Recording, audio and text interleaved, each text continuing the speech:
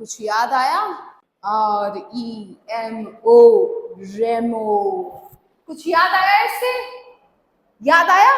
हाँ, मैं बात कर रही हूँ अपरिचित मूवी के अम्बी की। आज का हमारा जो वर्ड है वो है एम्बिग्युअस। एम्बिग्युअस, अम्बी। इस वर्ड का मतलब है नॉट हैविंग क्लियर मीनिंग, यानी कि जब कोई ऐसी बात हो जिसके दो मीनिंग निकल सके, ये भी और ये भी, उस वर्ड को हम इंग्लिश में बोलते हैं एम्बिग्युअस। जैसे कि अपरिचित मूवी में अम्बी की पर्सनैलिटी डिफरेंट डिफरेंट टाइप की हो जाती थी, बदल जाती थी। एक टाइम पे अम्बी ऐसा, दूसरे टाइम पे अम्बी इतना खूंखार। उसी तरीके से बिल्कुल आप उस पर्सनैलिटी को याद रखो, आपको ये वर्ड याद रहेगा, ambiguous. Now let me give you one example. Suppose आज बारिश हो रही है, आपने अपने फ्रेंड को फोन किया और पूछा, hello are you coming for the class? आपका फ्रेंड बोले, may B I can come और आई मे नॉट कम। तो आप क्या सोचोगे कि ये आ भी सकता है और शायद नहीं भी आ सकता है। अब यहाँ पे उसकी जो बात है उसके दो मीनिंग निकल रहे हैं, या तो वो आ सकता है कम, या तो वो नहीं आ सकता है नॉट कम। हाँ, तो इस जगह पर हम इस वर्ड को यूज करेंगे, ठीक है।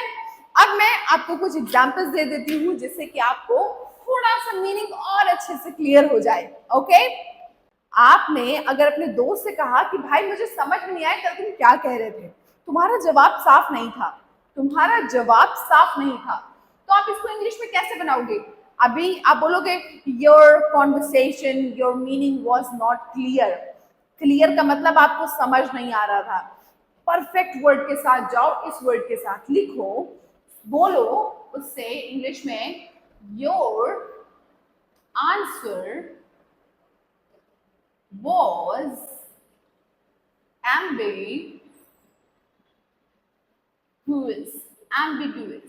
Your answer was ambiguous means समझ में ही नहीं आया, आ भी रहा था नहीं भी आ रहा था, एक तरफ बोल रहा था आ सकता है, एक तरफ बोल रहा था नहीं आ सकता है, तो आप बीच में लटक गए। जब आप बीच में लटक गए तो आपने इस वर्ड का सहारा दिया जो कि है एम्बिग्युअस। सकते हो इसी चीज को कान पकड़ के ऐसे घुमाओ या ऐसे घुमाओ, आप कह सकते हो what he said, what he said was ambiguous.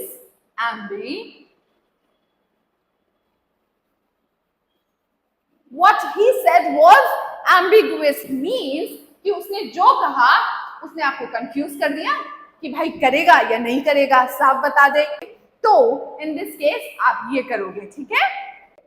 Okay, I hope you understood this vocabulary.